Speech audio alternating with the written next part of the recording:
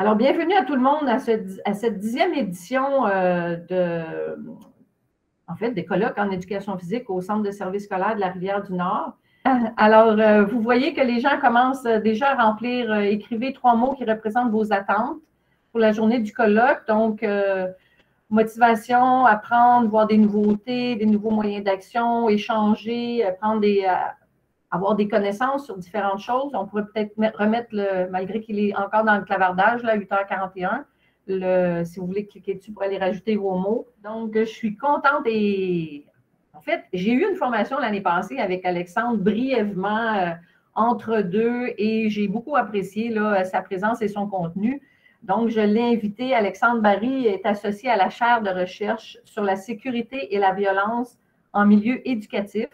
Il est titulaire d'un bac en éducation physique. Il est en cours de maîtrise sur le sujet qu'il va présenter aujourd'hui. Merci beaucoup, Paul. Pour vrai, je suis vraiment honoré d'ouvrir votre colloque. En fait, moi, je suis aussi très fier. Je trouve ça le fun. Je suis enseignant en éducation physique moi-même, comme tu l'as nommé aussi. Je suis enseignant au Cégep Garneau. Puis, je trouve ça vraiment le fun de pouvoir rejoindre mes collègues éducateurs physiques eux aussi. Puis, justement, en partie sur le sujet que je vais aborder, qui est l'intimidation. Parce que une raison pourquoi là, je trouve ça le fun de venir parler, c'est que dans le fond, moi, au bac en éducation physique, c'est quelque chose que j'avais jamais abordé. D'ailleurs, c'est pour ça que j'avais fait une maîtrise là-dessus. Fait que j'espère qu'aujourd'hui, je vais être capable de vous donner une bonne idée là, de la recherche, qu'est-ce qui est montré sur la prévention de l'intimidation en éducation physique. Fait que je suis très, très content d'être là ici avec vous. Donc, contrer l'intimidation en éducation physique, en gros, je vais commencer par vous présenter un peu mon parcours, d'où que je viens aussi, puis de l'organisation pour laquelle je travaille, en plus d'être éducateur physique au Cégep. Puis dans le fond, vous allez comprendre un petit peu mon but. Aujourd'hui, mon but, c'est de vous donner beaucoup d'outils, beaucoup de références pour que vous soyez capable, après ça, vous, d'aller chercher l'information dont vous avez besoin selon les situations d'intimidation, selon les situations négatives qui peuvent se passer dans votre cours. Fait, premièrement, l'organisation pour laquelle je travaille, c'est Sportaid. Puis c'est vraiment en collaboration avec Sportaid aujourd'hui que je fais cette présentation-là.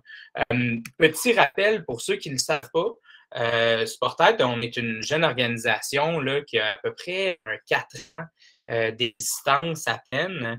Puis, en gros, pour l'instant, ce qu'on a fait probablement de plus important, c'est une ligne d'écoute qui s'appelle À l'écoute. C'est un peu un type de ligne d'écoute à la, disons, jeunesse j'écoute.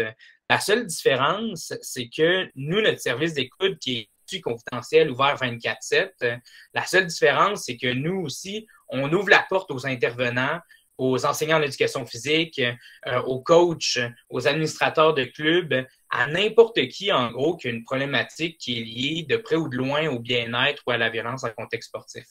Fait que ça, je trouve que c'est quelque chose qui est hyper important à savoir.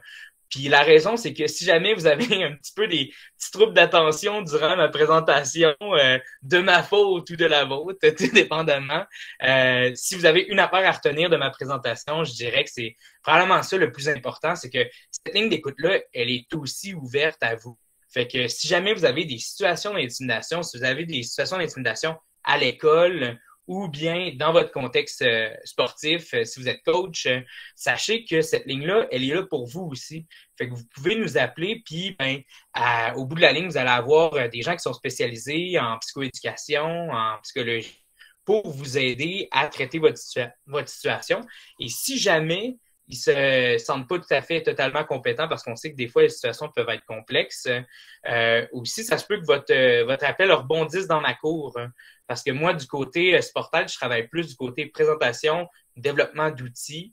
Mais Mais pareil, si jamais il y a des personnes qui appellent à la ligne, qui ont une situation qui est plus complexe en frais d'intimidation, ça se peut que vous rebondissiez là, dans ma cour puis qu'on soit mis en contact. Fait que comme je dis, s'il y a une affaire qui est vraiment importante à retenir de cette présentation-là, c'est que cette ligne d'écoute-là, elle est disponible pour vous aussi. Si jamais vous avez besoin d'informations ou d'aide quelconque, n'hésitez pas à nous appeler, là, ça va nous faire plaisir de vous répondre. Puis sachez aussi, courriel, clavardage, Facebook, Instagram pour les plus jeunes, il faut se rendre disponible pour les plus jeunes.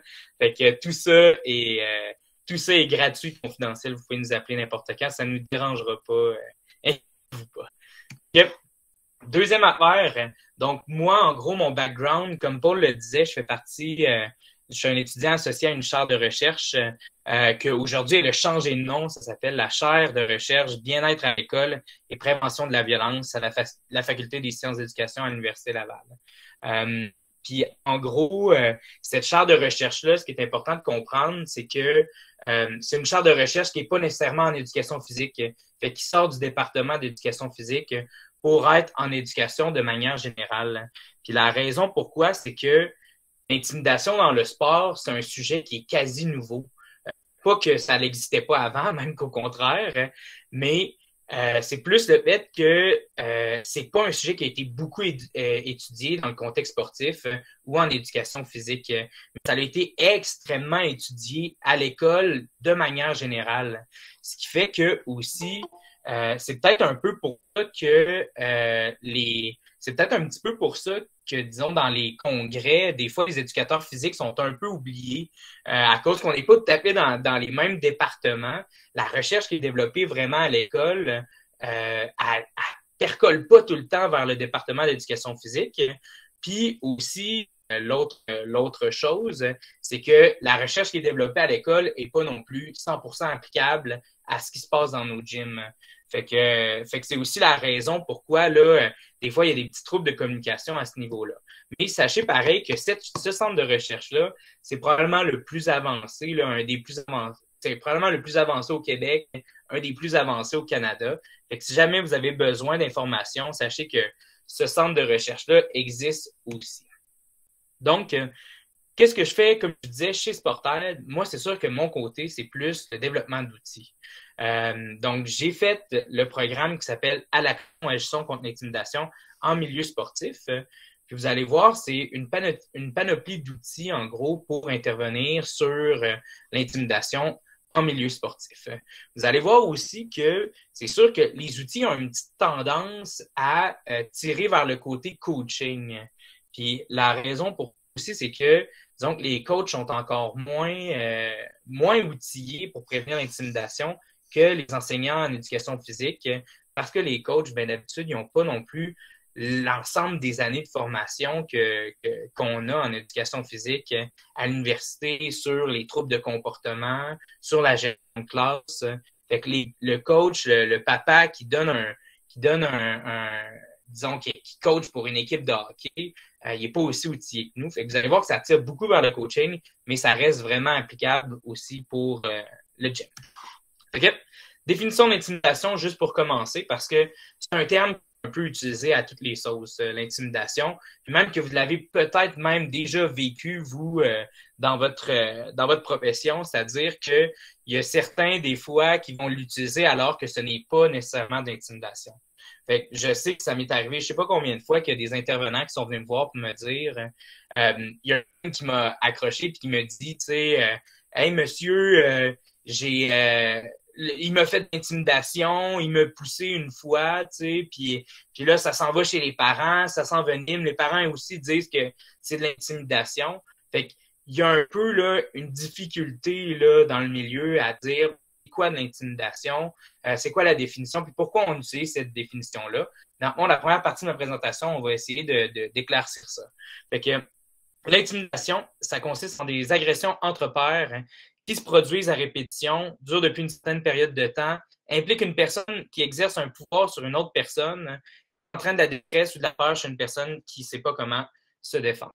Fait que ça, c'est notre définition de manière globale.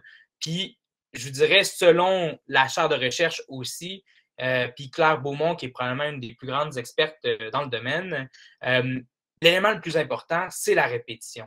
Fait qu'en effet, tu te fais pousser une fois, tu joues au soccer, tu te fais pousser une fois, c'est pas assez pour dire que c'est de l'intimidation en tant que telle. La répétition, là, on va parler d'environ 2 à 3 fois par mois. Puis depuis une certaine période de temps, fait qu'au moins 1 mois, 2 mois, pour dire que là, on a vraiment une situation qui est de l'ordre de l'intimidation.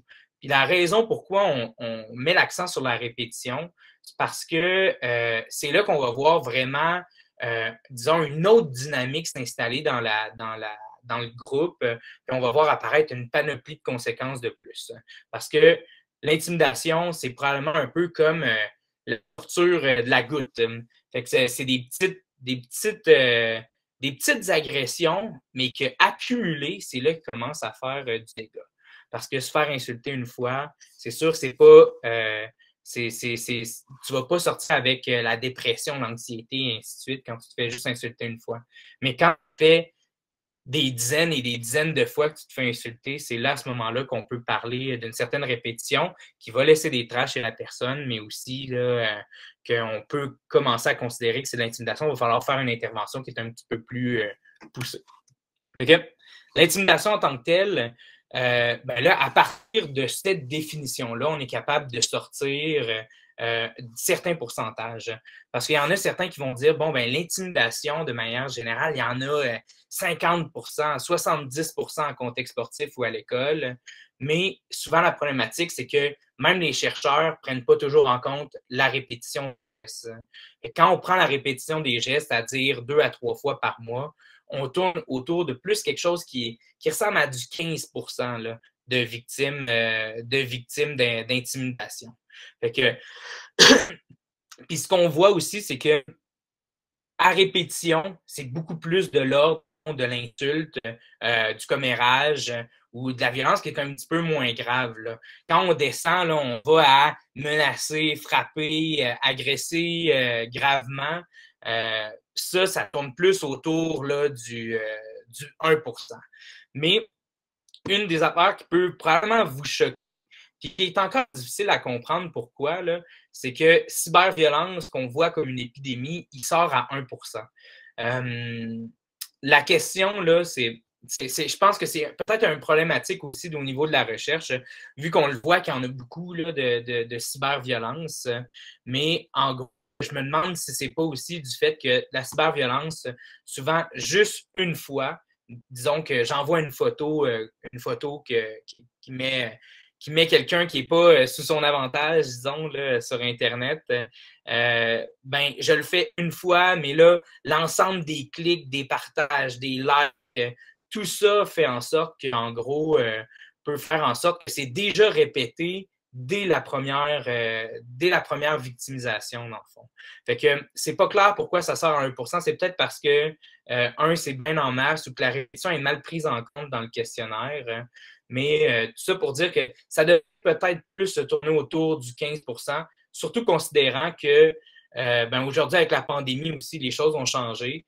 Puis l'autre affaire aussi, c'est que souvent, les élèves qui vivent la cyberviolence, c'est aussi les mêmes élèves qui vont vivre la violence, disons, plus traditionnelle, là, verbale, physique.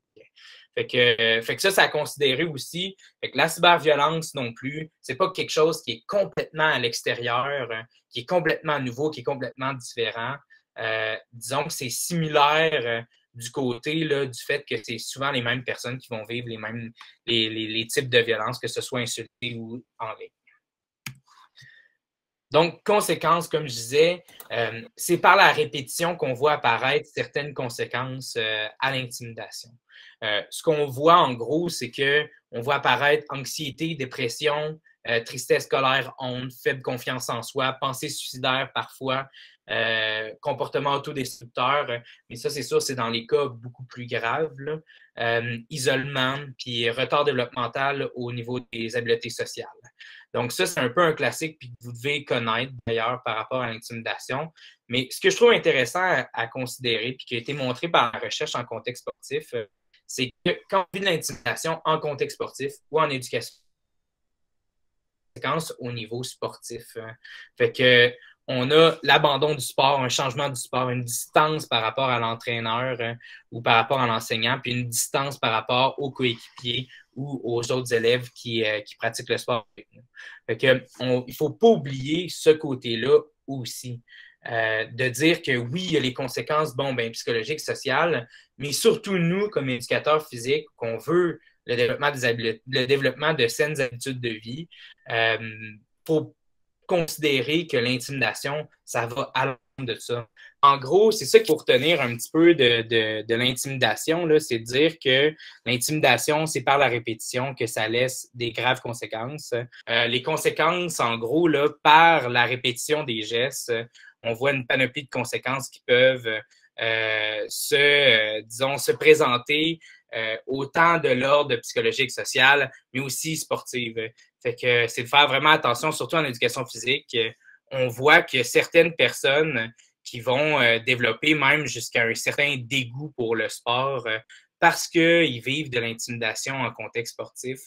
Puis, c'est sûr que quand on est dégoûté par le sport, ça peut faire en sorte que on est pas mal moins motivé, disons, par la pratique sportive par la suite que si on n'avait rien vécu ou qu'on avait vécu une bonne expérience. L'autre chose aussi qu'on voit par la recherche, c'est qu'on a sorti en gros, puis surtout à l'école, ça a été moins montré dans le contexte sportif, mais disons, dans la prévention de la violence à l'école, il y a des grosses recherches qui ont été faites qu'on appelle des méta-analyses. Fait que des méta-analyses, en gros, c'est une synthèse de l'ensemble des recherches qui ont été faites pour prévenir l'intimidation à l'école. Puis, ce qu'ils ont montré, en gros, ces méta-analyses-là, c'est que les critères qui sont importants à avoir pour prévenir l'intimidation, il y en a quand même beaucoup. Fait que pour être capable d'avoir un effet sur l'intimidation, il faut être capable de faire de la formation de parents, d'améliorer la surveillance à l'école, de former les enseignants, de faire une gestion de classe axée sur les sanctions éducatives puis des règles claires, de faire de l'enseignement coopératif, d'utiliser des vidéos, d'avoir une approche globale au niveau de l'école au complet, puis d'avoir une implantation efficace et durable. Donc, ça fait quand même beaucoup de critères à atteindre pour avoir un impact sur l'intimidation. Mais peut-être que ce que vous avez remarqué, par exemple, c'est de dire que moi, comme enseignant en éducation physique, je n'ai pas le 100% du pouvoir sur l'ensemble de ces critères-là.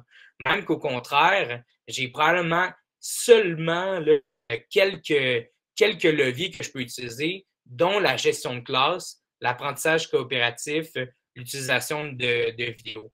Le reste, j'ai pas beaucoup d'influence là-dessus. Le reste, c'est plus quelque chose qui va se passer au niveau de l'école. Ce qu'on voit aussi, en plus, par cette recherche-là, c'est qu'en plus, si on met tout ça, on réussit environ à réduire l'intimidation d'un 20% seulement. Fait que, on avait un 15%, là, fait qu'on enlève juste un petit 20% de ce 15%-là pour la réduction de l'intimidation quand on met l'ensemble en plus de ces composantes-là en application. Fait que ce que ça montre, là, c'est sûr que c'est difficile. Il n'y a pas encore de solution miracle, disons, pour l'intimidation. La recherche a montré que c'est un problème qui est complexe et qui est difficile d'avoir un impact dessus. Puis aussi, ce que ça montre, c'est que nécessairement, il faut absolument travailler en équipe dans les situations d'intimidation. Par contre, aujourd'hui, ce que je vais vous partager, des outils dans le fond qui vont aider. On a vu aussi par la recherche que si on rajoute, il y a quelques petits trucs qu'on peut faire de plus qui peuvent augmenter notre réduction plus autour du 50% plutôt que du 20%, du 20%, puis même aller encore plus haut que ça. Un de ces outils-là, c'est l'apprentissage socio-émotionnel. Fait que, au-delà de l'apprentissage qui est coopératif, c'est de travailler sur des habiletés, disons, là, qui sont de l'ordre de la conscience de soi, ça veut dire de connaître ses émotions, de aussi travailler sur la gestion de la colère, la gestion de l'anxiété, de la jalousie, la conscience des autres, ça veut dire l'empathie, puis aussi la compétence sociale comme la gestion des conflits, mais aussi des trucs comme le leadership positif. Fait que la recherche qu'ils ont montré, c'est qu'en gros, en travaillant ces habiletés-là chez les jeunes, on réussit à avoir vraiment là, encore plus à réduire l'intimidation. Puis, au-delà de ça, je vais vous partager un peu mon écran juste pour vous montrer là, un tableau. Il y a en plus, c'est ça qui est intéressant de l'apprentissage des apprentissages socio-émotionnels, hein, c'est qu'il y a une panoplie d'autres bénéfices à faire ce genre d'activité-là avec nos élèves. Donc, on voit ici là, que selon la recherche encore, il y a plus de comportements sociaux positifs qui vont découler de l'apprentissage socio-émotionnel, une meilleure attitude envers soi, une meilleure attitude envers les autres, mais en plus, il y a des gains au niveau académique. Fait il y a des gains au niveau de la performance académique de 11 percentiles. Il y a une meilleure graduation. On a aussi même un effet sur les pratiques sexuelles sans risque. Puis, au-delà de l'école, un meilleur succès sur le marché du travail, puis une meilleure satisfaction dans la vie de manière générale. Puis à l'inverse, moins de problèmes de comportement, moins de détresse, moins d'intimidation, moins de violence homophobe, moins de délinquance, moins de violence sexuelle, moins de consommation, alcool, drogue, tabac, puis moins de troubles alimentaires. Puis en gros, c'est simple, c'est parce que c'est un peu les types d'habiletés de vie qu'il faut développer pour bien fonctionner. T'sais. Fait que si on est capable de développer ça, ces habiletés-là, on a un effet là, qui est non seulement, oui, sur l'intimidation, mais en plus, c'est qu'on déborde amplement là, notre effet pour aller sur une panoplie d'autres problèmes, puis probablement presque l'ensemble des sujets chauds là, un peu de notre époque. Fait que ça, c'est l'autre avantage, c'est qu'on sait aussi qu'en éducation physique, ou même les enseignants de manière générale, on n'a pas beaucoup de temps libre. Puis, on n'a pas nécessairement le temps de faire, disons, de la sensibilisation sur la violence homophobe, de la sensibilisation sur la cyberintimidation, de la sensibilisation sur la confiance en soi, la délinquance, la violence sexuelle, la consommation d'alcool, les troubles alimentaires, le travail, tu sais, tout ça fait en sorte que on n'a pas le temps de faire chaque. Mais si on est capable de mettre en place l'apprentissage socio-émotionnel, on va avoir un effet monstre là, sur l'ensemble de ces problématiques-là. D'ailleurs, c'est ça qu'on a développé le livre Les Aventures de Cindy. Les Aventures de Cindy, c'est un recueil de bandes dessinées qui parle un peu de ces problématiques-là. Puis on a même sorti un deuxième tome. Si jamais vous êtes intéressé aussi, pour le CSS Rivière du Nord, je crois, c'est ça. Paul, elle a une trousse de ces livres-là. Elle a déjà acheté, elle s'est procuré une trousse qui vont être disponibles au mois de janvier, que vous allez pouvoir louer si jamais vous êtes intéressé pour fournir à vos élèves, ou bien même des fois aussi, vu que nécessairement un livre, ce n'est pas nécessairement le meilleur outil en éducation physique, mais des fois aussi, ça peut être d'en parler à un enseignant en éthique, d'en parler à un enseignant, par exemple, titulaire ou primaire, pour qu'il puisse l'aborder en même temps. Si jamais vous êtes intéressé, sachez que Paul, elle en a là, des livres des aventures de Cindy pour aborder l'ensemble de ces sujets-là, des compétences socio-émotionnelles, puis en plus ancrées dans le contexte sportif avec Cindy Ouellette, une athlète paralympique là, extraordinaire. Ce qu'on a fait, par exemple, puis que vous allez avoir accès un peu après la présentation sur un lien Drive, c'est qu'on a développé aussi des activités. C'est sûr que ces activités-là s'adressent plus aux primaires, mais ils sont aussi adaptables pour le secondaire. Puis, en gros, ce qu'on a fait, c'est que, ben, comme je disais, vu que le livre, c'est nécessairement le meilleur outil en éducation physique, on a fait des activités qui sont beaucoup plus concrètes, notamment, bon, ben, sur l'écoute. Comment je fais pour écouter quelqu'un? Comment je fais pour faire en sorte que la personne écoutée se sente soutenue, se sente comprise? Puis, en gros, on a développé des petites activités que vous pouvez faire dans votre cours d'éducation physique. Vous avez dans ce document-là un plan d'activité au complet, mais aussi des affiches que vous pourriez afficher là, un petit peu partout dans votre gym. Encore une fois, ces activités-là sont gratuites, vont être disponibles à la suite là, de la présentation sur le Drive. Si jamais vous êtes au secondaire, sachez que ça peut être intéressant, comme je disais, d'aller les voir pareil, ces activités-là, parce qu'ils peuvent être quand même adaptables. Puis c'est sûr que l'écoute, même les adultes, des fois, on a à travailler sur ces habiletés-là. La séquence d'activités, puis un peu les habiletés qu'on aborde dans cet outil-là, c'est l'écoute bienveillante, la coopération, le leadership, la résolution de problèmes, le soutien pour la résilience, la gestion des émotions, puis aussi comment défendre une victime d'intimidation. On voit qu'on touche à une panoplie là, d'habiletés, mais aussi, tu sais, qu'on peut voir comme des habiletés qui vont être non seulement, comme je disais un peu tantôt, utiles pour l'intimidation, mais on voit que c'est des habiletés qui sont utiles pour l'ensemble un peu là, de nos sphères de notre vie. Si vous voulez aller encore plus loin que ce petit outil-là, sachez qu'il existe plusieurs outils. Je vais vous donner un petit peu ma recette, là, comment j'ai fait pour développer ces outils-là. Comme ça, si vous voulez aller plus loin, vous voulez développer d'autres activités, vous voulez peut-être l'adapter pour le secondaire, ben, voici quelques références. On a le livre, premièrement, de ma directrice de maîtrise qui s'appelle « Apprendre à bien vivre ensemble, 120 activités pour enseigner les habiletés socio-émotionnelles ». C'est un livre qui vient juste de sortir, je pense, en 2020 ou 2021. Puis, en gros, là-dedans, vous avez l'ensemble d'activités, puis beaucoup de concepts sur c'est quoi les habiletés socio-émotionnelles, puis comment les enseigner avec une panoplie d'outils, d'activités pour le faire. Vous avez aussi le CQJDC. Je sais que ça, c'est pas non plus l'organisme le plus connu, peut-être que certains le connaissent, mais le CQJDC, c'est le Comité québécois pour les jeunes en difficulté de comportement.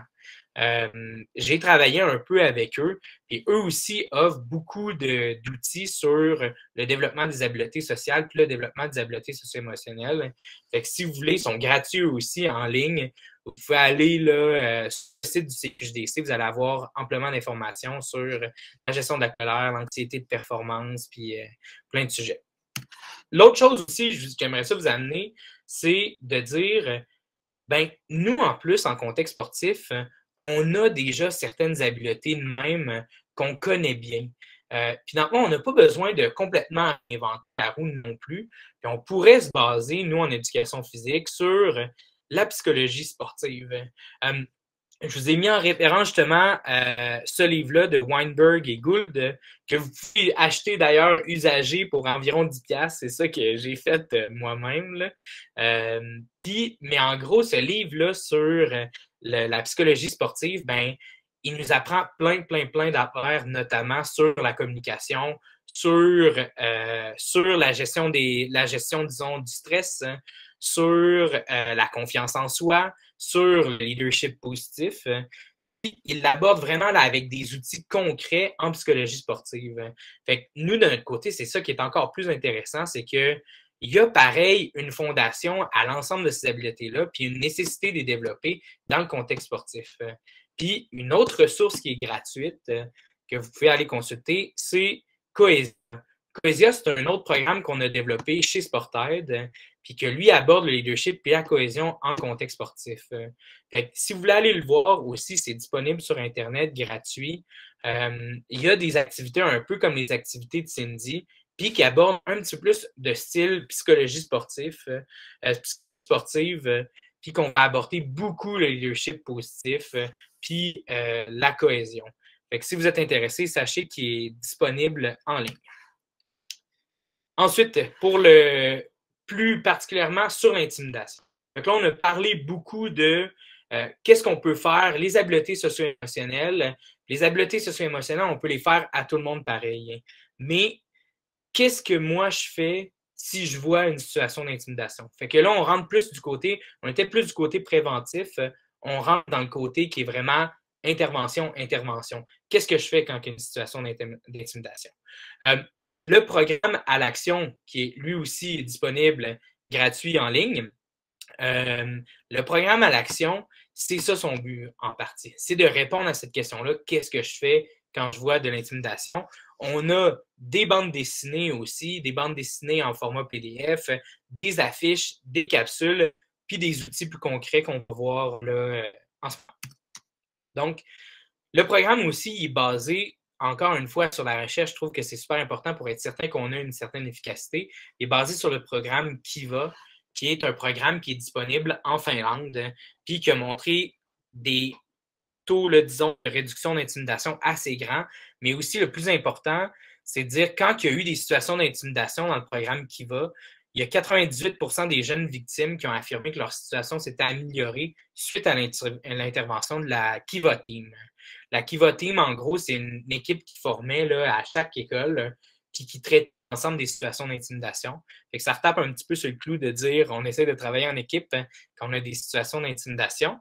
Mais ce qui est intéressant, c'est de dire qu'au-delà de oui, peut-être on réduit d'un 50% l'intimidation, mais au moins les victimes, quand ils vont chercher de l'aide, ben, c'est la totalité d'elles qui vont ressortir puis être satisfaites de l'aide qu'ils ont reçue. Ça, on sait que ça peut prévenir une panoplie.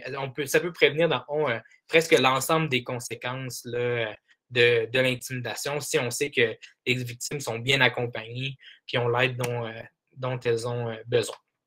Donc, dans notre situation d'intimidation, pour vous donner une idée, là, il y a 3 grands acteurs qui sont vraiment importants à considérer pour intervenir, hein. C'est-à-dire la personne qui fait de l'intimidation, la personne qui en vit, mais il y a aussi les témoins.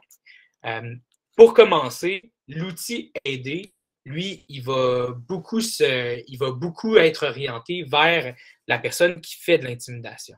Puis je vous dirais que l'outil aider, qui va être aussi disponible sur le lien Drive suite à la présentation, il est vraiment axé sur disons, une gestion de classe. C'est pas mal ça, une gestion des comportements, une gestion de la discipline.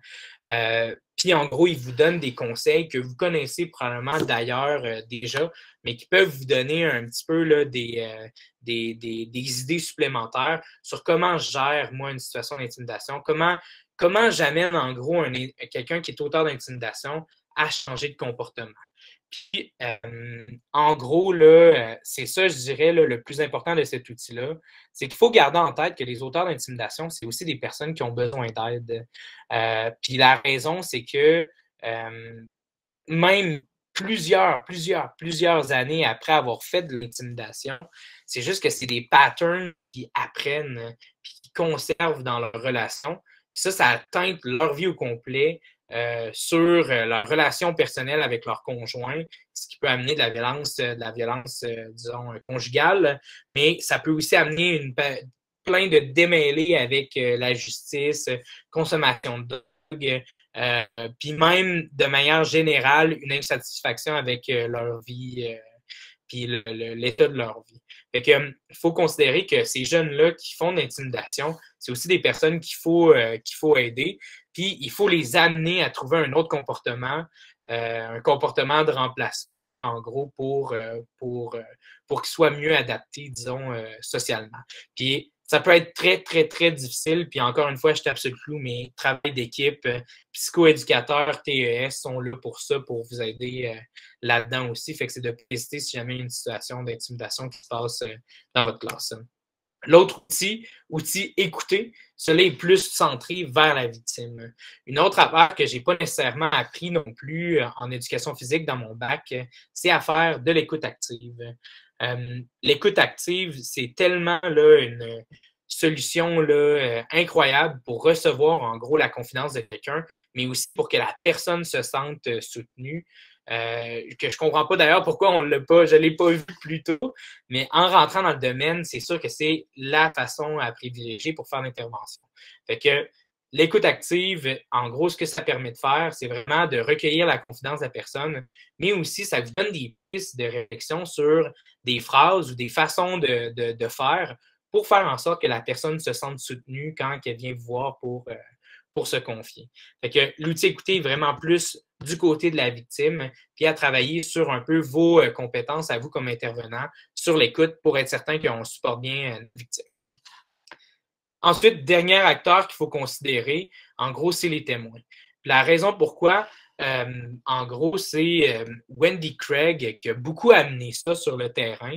Wendy Craig, qui est une chercheuse aussi au niveau canadien, qui a fait PrevNet, qui est encore une fois un site super intéressant à aller consulter si jamais vous avez des situations d'intimidation ou vous voulez aller un petit peu plus loin. PrevNet, en gros, puis Wendy Craig, ce qu'ils disent, c'est l'intimidation, c'est un problème social qui demande des solutions sociales. Et en gros, c'est parce que l'intimidation, c'est comme une espèce de type de leadership négatif. Puis si on veut enrayer un peu ces comportements-là, c'est de faire en sorte que les personnes qui ont une tendance à suivre ce leader négatif-là, ben, ils ne suivent pas, justement. Puis d'ailleurs, ben, c'est pour ça que ça revient un peu, puis pourquoi l'apprentissage social et émotionnel est si important. C'est pour répondre à cette problématique-là, l'intimidation qui est plutôt du côté social et émotionnel que de, disons, plus simplifié, là, qui est juste quelqu'un qui n'est pas fin, qui fait de quoi. Il y a vraiment tout un. Il y a vraiment toute disons, une dynamique qui est autour de ça. Fait que l'importance des témoins, pourquoi on fait appel à eux? Parce que dans 85% des cas d'intimidation, il y a des témoins qui sont présents. L'autre chose aussi, c'est que les témoins sont capables de faire arrêter l'intimidation dans 10 secondes. On voit par la recherche que plus que les témoins défendent les victimes, moins qu'il y a d'intimidation. On voit aussi que les pires souvenirs que gardent les victimes, c'est souvent le fait que les témoins n'agissent pas, puis que ben, finalement, si les témoins réussissent à agir, ben, il y a beaucoup moins de chances que les victimes développent des troubles anxieux ou dépressifs. Fait que pour l'intervention des témoins, ce qu'on conseille en gros de faire, puis qui est d'ailleurs une des activités dans les activités de Cindy, si vous voulez aller voir le document, puis qui va fonctionner autant chez les plus jeunes que chez les plus vieux, mais c'est qu'en gros, dire une fois qu'on a agi auprès de notre intimidateur, de notre victime, ben, nos témoins, ce qu'on essaie de faire, c'est de dire, je vais me prendre 2, 3, 4 personnes qui ont un certain leadership, mais qui est positif dans mon groupe. Puis ce que je vais faire, c'est que je vais les encourager à défendre, soutenir, puis inclure la victime. Puis, en gros, encore une fois, le programme Kiva, qui disait que les jeunes qui sont venus se confier à la Kiva Team, qui étaient satisfaits un peu de cette intervention-là, ben c'est de la manière dont ils agissent. C'est qu'ils agissent auprès de l'intimidateur, de la victime, mais après, justement, ils vont essayer de ramener les leaders positifs de leur côté pour faire en sorte qu'ils incluent la victime. C'est comme ça qu'on voit vraiment un changement qui est plus positif pour la victime, puis une diminution de l'intimidation. Fait que si vous voulez encore cette façon d'intervenir-là, elle est disponible dans les activités de Cindy qui va être disponible sur le lien Drive. Fait que, en résumé de ma présentation, en gros, tout sauf laisser un enfant se faire maltraiter. En gros, c'est un chercheur aussi qui disait ça, qui est directeur de l'Observatoire international sur la violence à l'école. Lui, il disait ça justement aussi, tout sauf laisser un enfant maltraité. Ce que ça veut dire, en gros, là, c'est ce qu'on veut essayer de faire, c'est sûr, c'est d'opter pour un changement de comportement pour l'intimidateur, mais si jamais on n'est pas capable de se rendre là, au moins une sanction, c'est au moins ce qu'il faut faire. Fait que si on n'est pas capable de changer le comportement, l'option, c'est pas de rien faire. L'option, c'est au moins de donner une sanction parce qu'il faut tout faire justement pour pas que la personne victime se sente encore plus victimisée si on ne fait rien. L'autre chose qu'on peut faire, c'est faire de l'écoute active auprès de la victime, encourager les témoins leaders positifs à défendre, soutenir, inclure la victime. Puis ça, vous allez trouver l'information dans les activités de Cindy, mais aussi dans Cohesia qui a une approche sur le leadership positif. Finalement aussi, du côté préventif, développer l'apprentissage socio-émotionnel. Vous l'avez dans les activités de Cindy, mais aussi si vous êtes intéressé dans Cohesia. Et finalement, gérer les situations en équipe, c'est-à-dire vraiment de ne pas hésiter de faire appel au TES, au psycho-aide, mais aussi de ne pas oublier que Sportaid, on est là aussi pour vous. Fait que si jamais vous avez des situations complexes, si jamais aussi, ben là, avec les petits problèmes techniques au début, si jamais vous avez besoin d'aide, n'hésitez pas, là, pour vrai. Si vous voulez avoir l'information, si vous voulez avoir les outils ou bien même être accompagné, tout ça se fait gratuitement chez Sportaid. N'hésitez pas à nous contacter.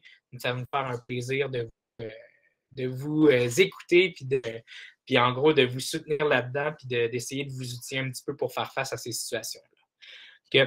Finalement aussi, pour ceux qui sont un petit peu plus recherche, vous avez l'ensemble de mes références aussi dans la présentation.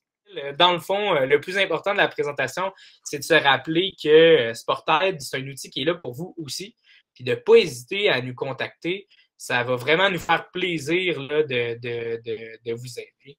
Merci beaucoup, fort intéressant. Moi, je suis évidemment le lien Sportaid, tant pour les enseignants, pour les entraîneurs que vous côtoyez ou que vous êtes vous-même et pour vos athlètes ou vos élèves, évidemment, dans vos écoles respectives.